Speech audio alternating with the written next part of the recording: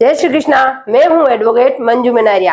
आज हम पढ़ेंगे अपने टोर्थ की जो सीरीज चल रही है उसका नेक्स्ट टॉपिक। कल अपन ने पढ़ा था व्यक्तिगत बचाव, आत्मरक्षा का बचाव। आज हम पढ़ेंगे इसका ही दूसरा पार्ट है अपना, यह है आवश्यकता, यानी कि आवश्यकता का बचाव। आवश्यकता का बचाव, इसमें क्या होता है कि आवश्यकता के जो कार्य होते हैं यह अपकृत्य के दायित्व में बहुत ही अच्छा बचाव है। इसमें अपकृत्य के दायित्व में अपकृत्य पूर्ण जो दायित्व होता है उसमें इसका अच्छा बचाव लिया जा सकता है। जहां आवश्यकता हो वहां क्षतिपूर्ण कार्य पर भी अपकृत्य के लिए अनुयोज्य नहीं होता है। यानी कि जहां पर आवश्यकता हो वहां पर अगर क्षतिपूर्ण कार्य भी किया जाता है तो अपकृत्य के पूर्ण दायित्व के अंतर्गत अनुयोज्य नहीं है। अर्थात जहां अधिकतम क्षति के निवारण के लिए क्षतिपूर्ण कार्य भी करना पड़े तो वह क्षम्य है। यानी कि जहां अधिकतम क्षति के निवारण मतलब जहां बहुत ज्यादा क्षति हो रही होती है उसके निवारण के लिए, मतलब उस ज्यादा क्षति के बचाव के लिए अगर अपने को कोई छोटी क्षति भी अगर अपने को कोई क्षति कारित करनी पड़े तो वह क्षम्य है। उसके लिए अपने को मतलब किसी को कोई सजा नहीं दी जाएगी।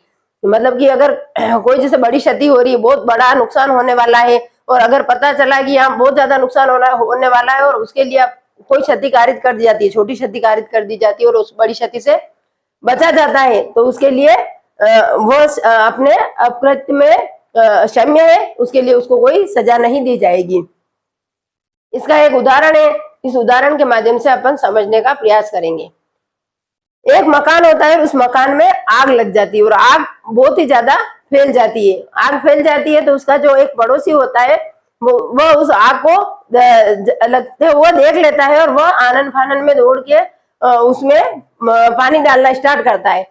पानी डाल के उसे आग को बुझाने का प्रयास करता है। उस आग को बुझाने का जो प्रयास करता है वो आग तो बुझ जाती है, मगर जो वो पानी डालता है उससे उसके घर में बहुत सारा जो सामान होता है उसमें पानी गिरता है और वो सामान भीगने से बहुत ज्यादा उसको क्षतिकारित हो जाती है। उसके मतलब कुछ जो सामान था वो भीग गया और वो उससे उसके क्षतिकारित हुए, उसका कुछ नुकसान हुआ।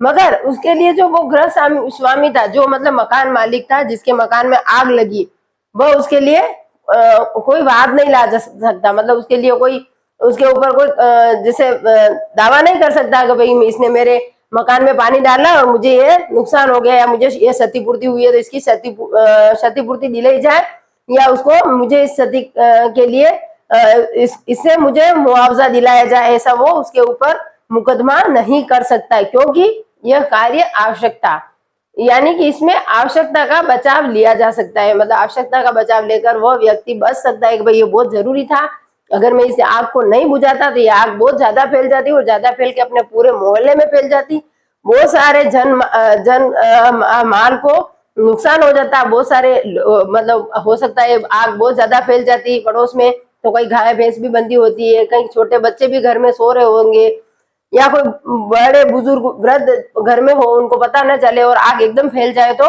बहुत सारे लोग भी जल सकते थे, बहुत सारे सामान भी अस्त व्यस्त हो सकता था, जल सकता था। यानी कि उस बड़ी हानि से बचने के लिए मैंने ये छोटी क्षति कारित करी, मतलब मैंने छोटा नुकसान किया, मैंने पानी डाल के आग बुझा दी, इससे ये आग यहीं बुझ गई और ये फैली नहीं। वो आवश्यकता का बचाव ले सकता है और उसके ऊपर कोई वाद दायर नहीं किया जाएगा, उसको अनुयोजित नहीं किया जाएगा, नहीं उससे क्षतिपूर्ति दिलाई जाएगी। आवश्यकता का बचाव इस सिद्धांत पर चलता है कि अधिकतम व्यक्तियों का अधिकतम लाभ ही सर्वोच्च विधि है। मतलब अधिकतम व्यक्तियों, बहुत ज्यादा व्यक्तियों का अधिकतम अगर लाभ है तो वही सर्वोच्च विधि है। शेक्सपियर ने भी कहा था कि आवश्यकता किसी कानून को नहीं मानती, मतलब आवश्यकता जो है किसी कानून को नहीं मानती। भाई कानून क्या है कह रहा है, मतलब कि जो आवश्यकता है तो वह कार्य करना बहुत ही आवश्यक है, मगर आग लग गई तो उसको बुझाना जरूरी ही है। अपने दैनिक जीवन में ऐसे बहुत सारे कार्य जो है कारित होते रहते हैं। जैसे किसी नाव में या जहाज में बैठ के अपन यात्रा कर रहे हैं और वो अचानक से बीच रास्ते में जाकर अगर वो जहाज डूबने वाला हो, उसमें भार अधिक होने की वजह से वो जहाज डूब रहा है तो उसमें उन यात्रियों को बचाने के लिए उन यात्रियों का सामान फेंक दिया जाएगा। तो वह यात्री बच जाएंगे। तो उस भाई जो अपन ने सामान फेंका उसका उससे भी तो क्षति कारित हुई ना, पर वो छोटी क्षति थी, क्योंकि अगर सामान को तो वापस लाया जा सकता, मगर अगर वो यात्री अगर डूब जाते तो उनको वापस कहाँ से लाया जा सकता था। इसलिए वो उन यात्रियों को बचाने के लिए छोटी क्षति कारित करी। उनके जो सामान था, जहाज में जो भी सामान था और भी कोई माल था, उसको फेंक दिया गया और भार को कम कर दिया गया और वो जहाज को डूबने से बचा लिया गया। तो ये भी एक आवश्यक कार्य था। और दूसरा है किसी रोगी, जैसे कोई व्यक्ति कोई बीमार व्यक्ति है तो उसके अगर ऑपरेशन करना पड़ रहा है तो ऑपरेशन करने से भी क्षति तो कारित होगी, उसको दर्द भी होगा, तकलीफ भी होगी, उसकी आर्थिक नुकसान भी होगा, उसके पैसे भी लगेंगे, मगर उसको शारीरिक कष्ट भी भोगना पड़ेगा, मगर उसकी जान बचाने के लिए वो शल्य क्रिया आवश्यक है। मतलब उसकी जान को बचाने के लिए वो ऑपरेशन अनिवार्य है, इसलिए उसका ऑपरेशन करना ही पड़ेगा। मतलब ये भी एक आवश्यक कार्य है। और तीसरा है अपना, जैसे किसी मकान में आग लग गई, बहुत तेजी जैसे आग लग गई है और आग लग गई है तो उस आग को बुझाने के लिए उस घर में पानी डालना भी आवश्यक है। मतलब पानी डाल के उस आग को बुझाना और अन्यत्र और ज्यादा उस आग को नहीं फैलने देना, फैलने से रोकने के लिए वह कार्य भी आवश्यक था। उस आग को बुझाना भी जरूरी था और आग को बुझाने के लिए पानी डालना भी जरूरी था। और उससे जो क्षतिकारित होती है उसके लिए उसे अनुयोजित नहीं किया जाएगा, उससे क्षतिपूर्ति नहीं दिलाई जाएगी, क्योंकि यह आवश्यक कार्य है। इसका एक केस है, इस केस के माध्यम से भी अपन देखेंगे। केस है किर्क बनाम घेगरी। किर्क बनाम घेगरी का एक केस है। इसमें क्या होता है कि एक व्यक्ति की मृत्यु हो जाती है, वह व्यक्ति मर जाता है और उसकी जो उस व्यक्ति की जो साली होती है तो उसके कुछ गहने और जो केश उसके पास में रखा पड़ा होता है तो वह उस कमरे से हटाकर दूसरी जगह पर रख देती है, सुरक्षा की दृष्टि की कि भाई इसको मतलब सुरक्षित रख देती हूँ। और फिर जब उसके वारिस आते हैं और जो उसकी साली जो दूसरे कमरे में वो उसके जो गहने रख देती है तो वो गहने वहां से चोरी हो जाते।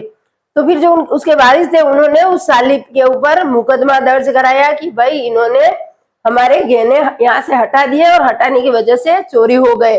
तो उसको जो उसकी साली थी उसको अनुयोजित किया गया, मतलब उसके ऊपर बात चलाया गया और उसे यह उसको यह कहा, मतलब न्यायालय ने यह कहा कि यह आवश्यक कार्य नहीं था। मतलब वहां से गहने हटाने कोई आवश्यक नहीं थे कि भाई वो मर गया तो उसके गहने हटा के वहां दूसरे कमरे में रखना कहाँ आवश्यक था, भाई वहीं पड़े रहते तो वहां और सुरक्षित थे, सारे लोग बैठे थे, उसकी जो बॉडी भी पड़ी थी, उसके पास वो साली भी बैठी थी, तो वो चोरी नहीं होते। तो यह कोई आवश्यक का कार्य नहीं था, इसलिए उसको इसमें आवश्यकता का बचाव नहीं दिया गया और उसके ऊपर वाद दायर किया गया और क्षतिपूर्ति उनको दिलाई गई। यानी कि उसके लिए उसको मतलब ये आवश्यकता के कार्य में शामिल नहीं है, उसमें उसको आवश्यकता का बचाव नहीं दिया गया। धन्यवाद। ऐसे ही और वीडियो के लिए हमारे साथ बने रहिए। जय श्री कृष्णा।